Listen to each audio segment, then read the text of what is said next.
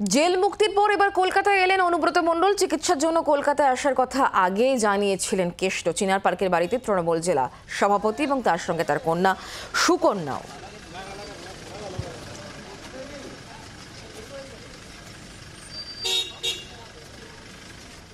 কলকাতায় আসার আগে গতকাল সকাল সকাল কঙ্কালীতলায় পুজো দিয়েছেন অনুব্রত মণ্ডল। কঙ্কালীতলায় মেয়ে সুকন্যাকে নিয়ে পুজো দিয়েছেন কেষ্ট।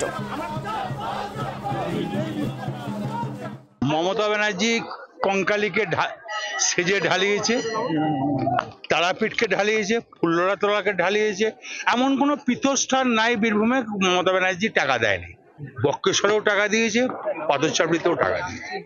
তাই কঙ্কালী মায়ের এখানে যা সেজেছে, যেগুলো বাকি আছে দেয়ালির পর সব করবো।